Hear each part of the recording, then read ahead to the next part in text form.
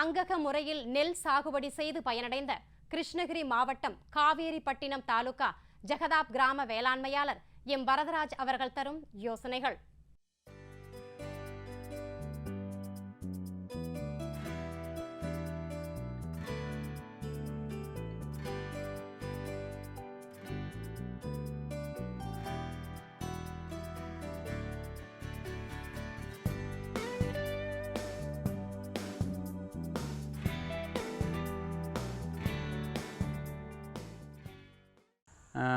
திருந்திய நெல் சாகுபடி வந்து இப்போ 4 வருஷத்துக்கு முன்னே நாங்கள் விஜயகுமார் சார் இதில் எங்களுக்கு வந்து சொல்லி கொடுத்தாங்க.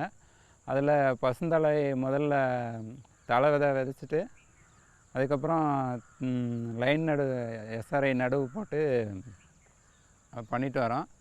அதனால் வந்து உர செலவுகளும் மற்ற செலவுகளும் வந்து நிறைய குறையுதுங்க. மகசூலும் வந்து அதிகமாக இருக்குது.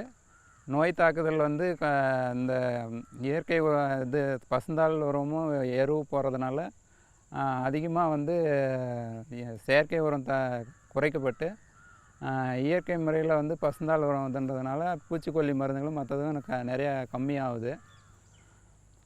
இதனால் வந்து ஏக்கருக்கு வந்து 35லேருந்து 40 மூட்டை மகசூலும் கொஞ்சம் அதிகமாக இருக்குது எஸ்ஆர்ஐ நடவு போடுறதுனால. அதுக்கப்புறம் நீர் மேலாண்மை திட்டம் குழாய் கொடுத்துருக்குறாங்க. வறட்சி காலத்துலேயும் அந்த தண்ணி வேருக்கு மட்டும் பாசனா போதுன்ற மாதிரி அந்த தொழில்நுட்பத்தையும் சொல்லி கொடுத்துருக்குறாங்க.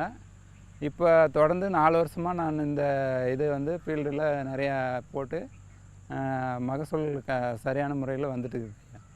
அதனால் 2 போகமும் வந்து இந்த தெக்க பூண்டு விதைச்சி உழவு மடக்கிட்டு அந்த மாதிரி நெல் பண்ணிகிட்டு இருக்கிறோம்.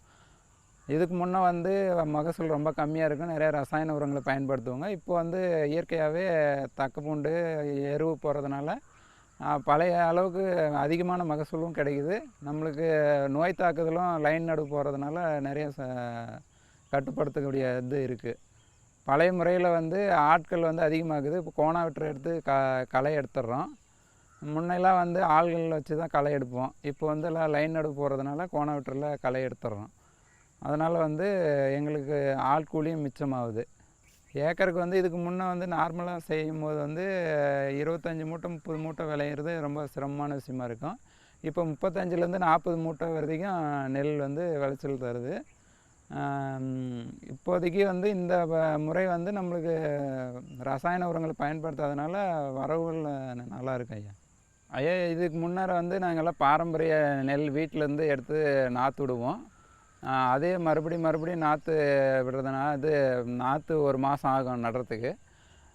அந்த 1 மாதம் நாற்று எடுத்து நடும்போது வந்து பார்த்திங்கன்னா குத்து நடவு தான் போடுவோம். அதாவது இந்த தக்கப்பூண்டு அந்த மாதிரிலாம் விதைச்சதில்லை, அதை பழைய நடவு தான் நடுவோம்.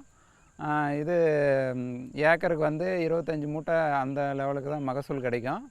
இப்போதைக்கு அந்த இது வந்து 4 முறை ஒரு மருந்து போடுவோம், உரம், செயற்கை உரம். பூச்சிக்கொல்லி மருந்து வந்து 3லேருந்து 4 டைம் வந்து அடிக்குவோம். புது ரக நாற்று வந்து கோ 51ன்ற ஒரு ரகம் வந்து புதுசாக கொடுத்தாங்க. அது வந்து நாற்று விட்டு 14வது நாள் வந்து எடுத்து லைன் நடுவில் நாங்கள் நடவு பண்ணோம். அது நட்டப்புறம் வந்து அதே மாதிரி நோய் தாக்குதலும் கொஞ்சம் ரொம்ப கம்மியாக இருக்குது. அதனால் வந்து இனிமேல் வந்து மகசூலும் வந்து பழைய பாரம்பரிய நெல் பண்ணும்போது 25லேருந்து 20 மூட்டை 25 மூட்டை எடுக்கிறது பெரிய விஷயமா இருக்கும்.